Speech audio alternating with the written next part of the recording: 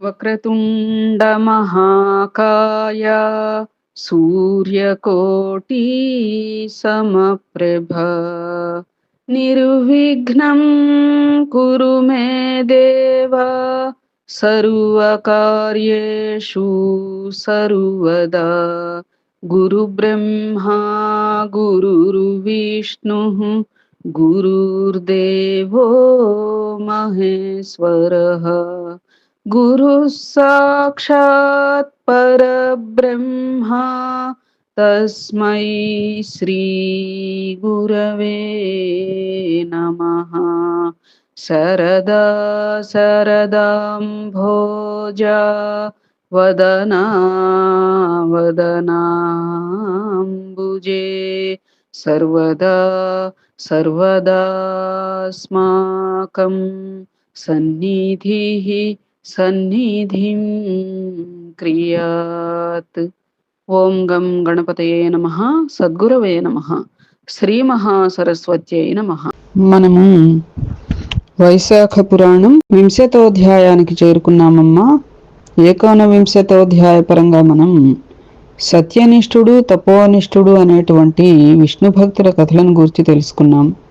అంటే సత్యనిష్ఠుడు ఏం చేసేవారు, చక్కగా విష్ణు కథలని నిరంతరం వినటం కుదరకపోతే ఎక్కడన్నా చెప్తూ ఉంటే, ఎక్కడన్నా వెళ్ళి తనే చెప్పటం ఎవరైనా ఉంటే, తర్వాత ప్రతి క్షణము కూడా సద్వినియోగం అంటే మననం స్మరణం వీట్ల ద్వారా సత్యనిష్ఠుడు ఉంటే, తపోనిష్ఠుడు మాత్రం కేవలం కర్మ ప్రధానంగా చేసుకోవటం, ఏదైనా అనుష్ఠానాలు అవి చేసుకుంటూ ఉంటే విష్ణు కథలు అవి వినపడుతూ ఉంటే కూడా లేచి వెళ్ళిపోవటం తనకి అంతరాయం కలుగుతుంది అన్నట్లుగా అలాంటి ఇవన్నీ కూడా మనం చెప్పుకున్నాం. అయితే చిట్ట చివరికి మరి తపోనిష్ఠుడు అనేవాడు మరి పిశాచ రూపాన్ని పొందారు. సత్యనిష్ఠుడు చక్కగా మోక్షాన్ని పొందటమే కాక ఈ తపోనిష్ఠుడికి కూడా ఒక దశలో ఆ పిశాచత్వ రూపం నుంచి విముక్తిని ప్రసాదించి, ఎట్లా ప్రసాదించారు అంటే వైశాఖ పురాణాన్ని కేవలం 2 ఘడియలు పురాణ పఠనం చేసినటువంటి పుణ్యాన్ని ఆ పిశాచానికి ధారపోస్తే వెంటనే విష్ణులోకం నుంచి విమానం వచ్చి ఆ తపోనిష్ఠుణ్ణి తన లోకానికి తీసుకెళ్ళిందట. అంత విశేషమైందన్నమాట వైశాఖ పురాణం. ఆ కథ చెప్పుకున్నా విన్నా కూడా చాలా పుణ్యం వస్తుందని కూడా మనం చదువుకున్నాం. నేటి అధ్యాయపరంగా పాంచాలరాజు రాజ్య ప్రాప్తి అనే అంశం రీత్యా పురాణం చెప్పుకోవడానికి ప్రయత్నం చేద్దాం. శ్రీరామ జయ రామ జయ జయ రామ.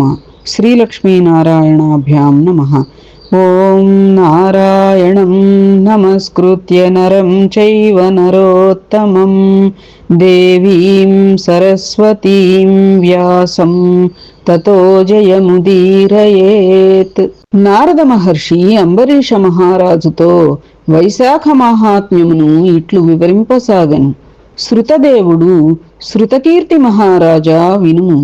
శ్రీహరికి మిక్కిలి ఇష్టమైన వైశాఖ మాస వ్రతమును, దాని మహిమను వెల్లడించు మరి ఒక కథను చెప్పుదును వినుము. పూర్వము పాంచాల దేశమున పూరయసుడను రాజు కలడు. అతను పుణ్యశీలుడు, మహారాజు పుత్రుడు. అతను తండ్రి మరణించిన పిదప రాజయ్యను. అతడు ధార్మికుడు, మహావీరుడు. తన శక్తియుక్తులచే విశాల భూమిని పరిపాలించెను. పూర్వజన్మ దోషము చేతన అతడు కొంతకాలమునకు సంపదలను కోల్పోయెను. వాని అశ్వములు, గజములు మున్నగు బలము నశించెను.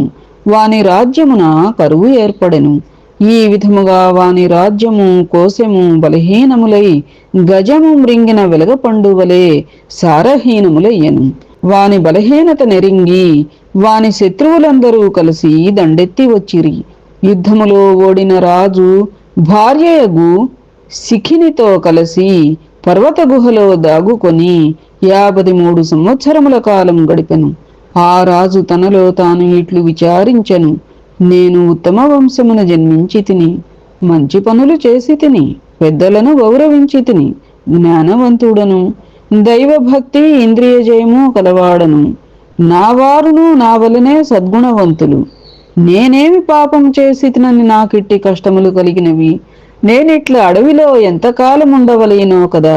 అని విచారించి తన గురువులకు యాజుడు ఉపయాజకుడును గురువులను తలుచుకొనెను. ఆ గురువు గారి పేర్లన్నమాట అవి.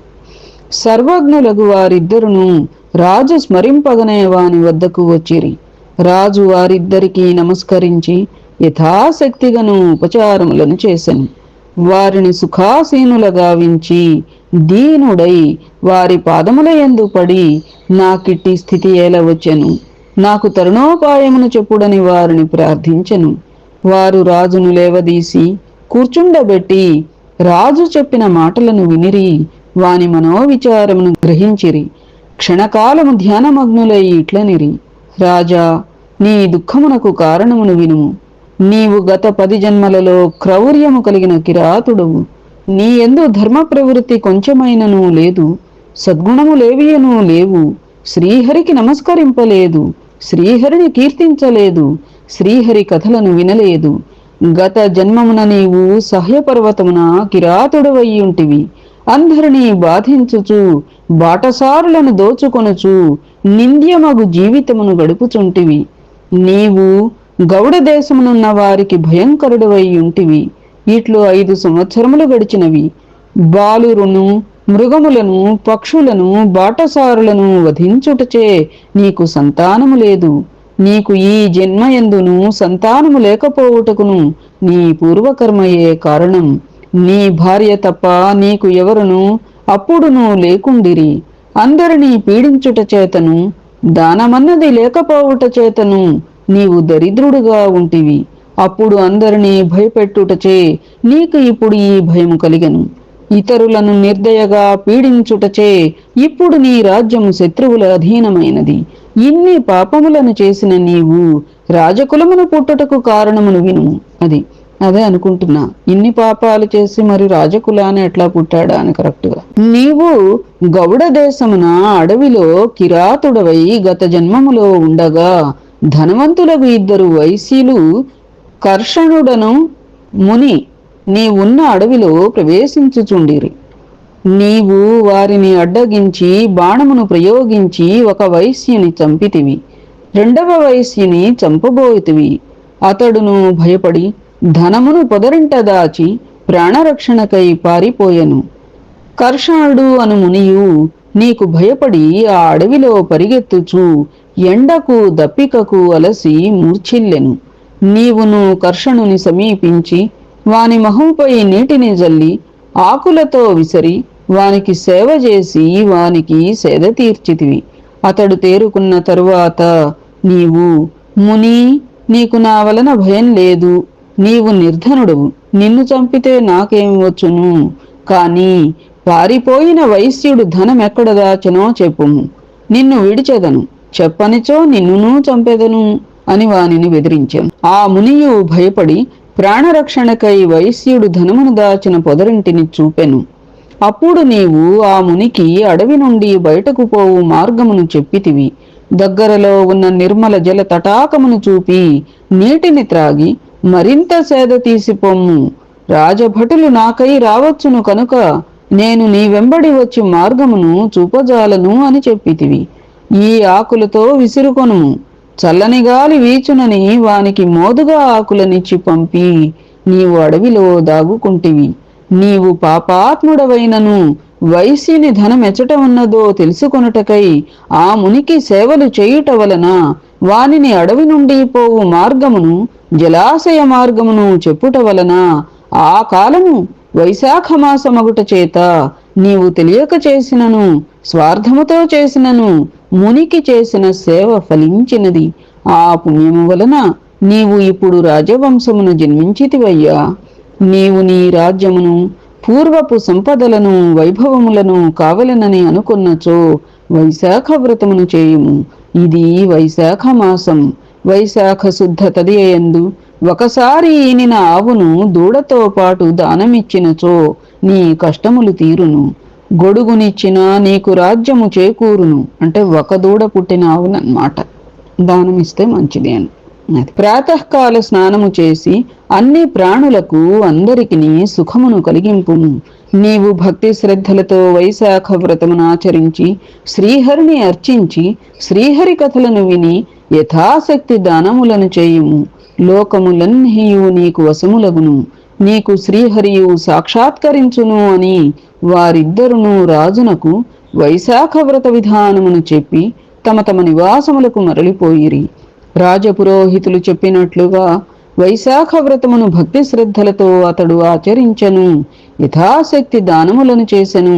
వైశాఖ వ్రత ప్రభావమున ఆ రాజు బంధువులందరూ మరలా వాని వద్దకు వచ్చిరి. వారందరితో కలిసి ఆ రాజు తన పట్టణమైన పాంచాలపురమునకు పోయెను. శ్రీహరి దయవలన వాని శత్రువులు పరాజితులై నగరమును విడిచిపోయిరి. రాజు అనాయాసముగా తన రాజ్యమును తిరిగి పొందెను. పోగొట్టుకున్న సంపదల కంటే అధికమైన సర్వసంపదలను పొందెను. వైశాఖ వ్రత మహిమ వలన సర్వమును సంపన్నమై వాని రాజ్యం సుఖ శాంతులతో ఆనందపూర్ణముగా ఉండెను. వానికి ధృష్టకీర్తి, ధృష్టకేతువు, ధృష్టద్యుమ్నుడు, విజయుడు, చిత్రకేతువు అను 5 కుమారులు స్వామి ఎంతటి సమర్థులు కలిగిరి. ప్రజలందరూ వైశాఖ మాస వ్రత మహిమ వలన రాజానురక్తులై ఉండిరి. రాజును రాజ్య వైభవము సంతానము కలిగినను భక్తి శ్రద్ధలతో వైశాఖ వ్రతమును ఆచరించి యథాశక్తి దాన ధర్మములను చేయుచుండెను. ఆ రాజునకు గల నిశ్చల భక్తికి సంతోషించిన శ్రీహరి వానికి వైశాఖ శుద్ధ తృతీయ అనగా అక్షయ తృతీయ నాడు ఆ రాజునకు ప్రత్యక్షమాయను.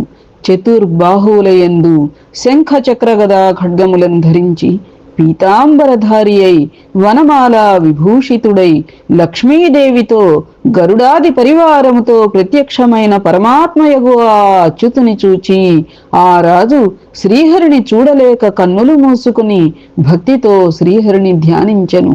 కన్నులు తెరిచి ఆనంద పారవస్యుడై గగుర్ పొడిచిన శరీరముతో గద్గద స్వరముతో శ్రీహరిని చూచుచు ప్రభు భక్తితో ఆనంద పారవస్యుడై శ్రీహరిని ఇట్లు స్తుతించను అని శృతదేవుడు శృతకీర్తినికి చెప్పెనని నారద మహర్షి అంబరీషునితో పలికెను.